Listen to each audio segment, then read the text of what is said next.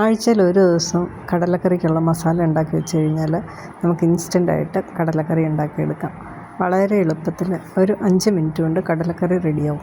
ഞാൻ ചെയ്യുന്ന രീതിയാണിത്. 1/4 ടീസ്പൂൺ പെരുംജീരകം, ഒരു 3-4 ചെറിയ കഷ്ണം ഇഞ്ചി, 1 ടേബിൾ സ്പൂൺ മല്ലി, 8-10 വെളുത്തുള്ളിയുടെ അല്ലി. വെളുത്തുള്ളി പൊളിക്കേണ്ട ആവശ്യമില്ല. കാശ്മീരി ചില്ലി 4-5 എണ്ണം എടുത്തിട്ടുണ്ട്. സവോള ഒരു 5 എണ്ണം, ഒരു തക്കാളി, കുറച്ച് കറിവേപ്പില. തേങ്ങ അധികം ചേർക്കാറില്ല. ഞാനിതിനകത്ത് ഒരു 2-3 ടേബിൾ സ്പൂൺ തേങ്ങ ചേർക്കുന്നു. ഓരോ പ്രാവശ്യം ചെയ്യുമ്പോൾ ഞാൻ ഓരോ രീതിയിലാണ് ചെയ്യുന്നത്. കാരണം ഒരേ ടേസ്റ്റിൽ കഴിച്ച് കഴിഞ്ഞാൽ ബോറാവില്ലേ, അതുകൊണ്ട് ചിലപ്പോൾ തേങ്ങ ചേർത്തിട്ട് വെക്കും, ചിലപ്പോൾ തേങ്ങ ഒട്ടും ചേർക്കാതെയും വെക്കും. അപ്പോൾ ഇതെല്ലാം കൂടെ ഒരു പാനിലേക്ക് ഇട്ട് കൊടുക്കാം. ഒരു 3 ടേബിൾ സ്പൂൺ തേങ്ങയും കൂടെ ചേർക്കുന്നുണ്ട്. രാവിലെ ജോലിക്കൊക്കെ പോണവർക്കും അല്ലെങ്കിൽ കുട്ടികളെ സ്കൂളിലൊക്കെ വിടുന്ന ആൾക്കാർക്കൊക്കെ വളരെ എളുപ്പമാണ് ഇങ്ങനെ ചെയ്ത് വെച്ച് കഴിഞ്ഞാൽ. ഇതിലേക്ക് ആവശ്യത്തിനുള്ള ഉപ്പും മഞ്ഞൾപ്പൊടിയും കൂടെ ചേർത്ത് കൊടുക്കുന്നുണ്ട്. ഇനി ഇത് നല്ലപോലെ ഒന്ന് വഴറ്റിയെടുക്കാം. ഒരുപാട് അങ്ങ് വഴറ്റേണ്ട ആവശ്യമില്ല. ഈ തക്കാളി സവോളയൊക്കെ ഒന്ന് സോഫ്റ്റായി വന്നാൽ മതി. ആഴ്ചയിൽ ഒരു ദിവസം ഞാനിങ്ങനെ ചെയ്ത് വെക്കാറുണ്ട്. ഇതിൻ്റെ ഒപ്പം കടലയും വേവിച്ച് വെക്കും. ഇപ്പോൾ ഇത് സോഫ്റ്റായിട്ടുണ്ട്. ഇനി ഇത് തണുത്ത് കഴിയുമ്പോൾ മിക്സിയുടെ ജാറിലേക്ക് ഇട്ട് നല്ലപോലെ അങ്ങ് അരച്ചെടുക്കാം. ഇത് അരച്ചെടുത്ത് ഞാനൊരു കുപ്പിയിലാക്കി അങ്ങ് സൂക്ഷിച്ച് വെക്കും. തണുത്ത് കഴിയുമ്പോൾ അതുപോലെ കടലയാണെങ്കിലും നേരത്തെ വേവിച്ച് വെക്കും. ഒരു ആഴ്ചയിൽ ഒരു 2 ദിവസം അല്ല 3 ദിവസം മാക്സിമം കടല ഉണ്ടാക്കുമല്ലോ, അപ്പോൾ അതിനനുസരിച്ച് കടല വേവിച്ച് വെക്കും. അപ്പം ഞാനിത് അരച്ചെടുത്തിട്ടുണ്ട്. ഇതുപോലെ ഒരു ബോട്ടിലിലേക്ക് ആക്കിയിട്ട് വെച്ചിട്ടുണ്ട്. ഇത് നല്ലപോലെ തണുത്ത് കഴിയുമ്പോൾ നമുക്ക് ഫ്രിഡ്ജിനകത്തേക്ക് വെക്കാം. ഇതെന്തായാലും ഒരു 1-1.5 ആഴ്ച വരെ ഒരു ശകലവും കേടാകാതിരിക്കും കേട്ടോ. നല്ല ഫ്രഷായിട്ട് തന്നെ ഇരിക്കുന്നത്. ഇതുപോലെ ഒരാഴ്ചത്തേക്കുള്ള മീൽ പ്ലാൻ ചെയ്ത് കഴിഞ്ഞാൽ എന്ത് എളുപ്പമാണെന്നറിയാം നമുക്ക് ഉണ്ടാക്കിയെടുക്കാൻ. ഇനി ഇത് വെച്ചിട്ട് ഒരു കടലക്കറിയും കൊണ്ട് ഉണ്ടാക്കി കാണിക്കുന്നുണ്ട്. ഒരു കടായി വെച്ചിട്ട് അതിലേക്ക് അല്പം വെളിച്ചെണ്ണ ഒഴിച്ച് കൊടുക്കാം.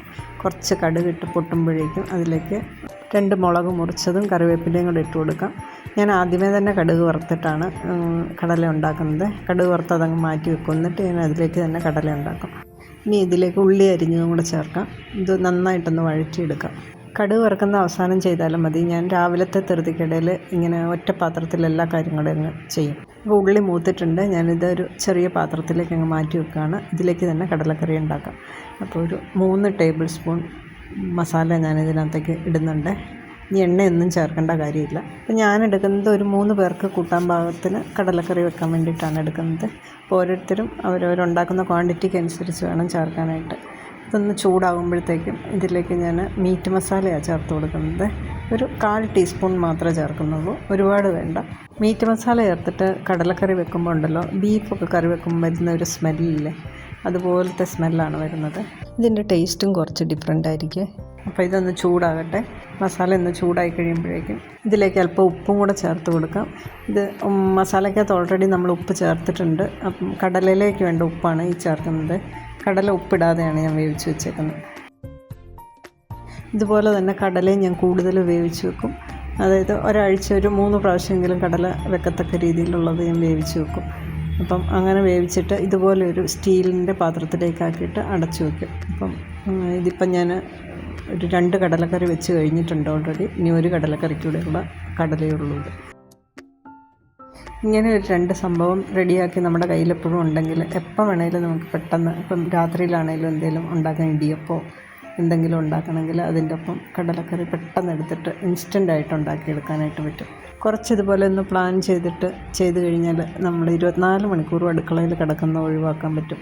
ചിലർ രാവിലെ കയറി കഴിഞ്ഞാൽ വൈകുന്നേരം വരെ, രാത്രി വരെ അടുക്കളയിൽ ഇങ്ങനെ പണിത് നിൽക്കുന്നതാണ്. അങ്ങനെയുള്ളവരൊക്കെ ഈ രീതിയിൽ ചെയ്ത് നോക്കണേ.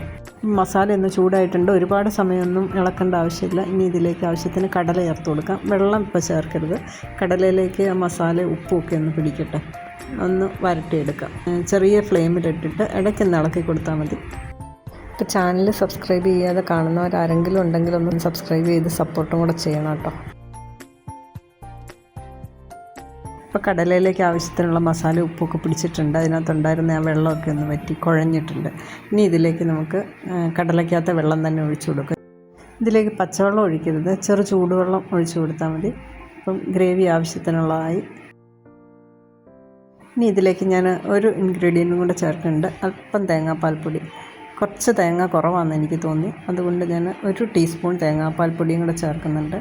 നിങ്ങൾ വേണമെങ്കിൽ അരയ്ക്കുന്ന സമയത്ത് അതിനകത്ത് തേങ്ങ ചേർത്താൽ മതി. പച്ചത്തേങ്ങ ചേർക്കുന്നതിനൊരു പ്രത്യേക ടേസ്റ്റ് ഉണ്ട്. അപ്പോൾ ഇതൊന്ന് തിളച്ച് വന്നിട്ടുണ്ട്. ഇനി ഇതിലേക്ക് തന്നെ കടുക് വറുത്തതും കൂടെ ചേർത്ത് കൊടുക്കുകയാണ്. അപ്പോൾ ഇതുപോലുള്ള ടിപ്പുകളൊക്കെ നിങ്ങളും കൂടി ഒന്ന് ട്രൈ ചെയ്ത് നോക്കിയോ. വളരെ ഈസിയാണ്, പെട്ടെന്ന് കഴിഞ്ഞില്ലേ. നല്ല ടേസ്റ്റുള്ള ഒരു കടലക്കറിയാണിത്. അപ്പം പുതിയ വീഡിയോയുമായി വീണ്ടും കാണാം. താങ്ക്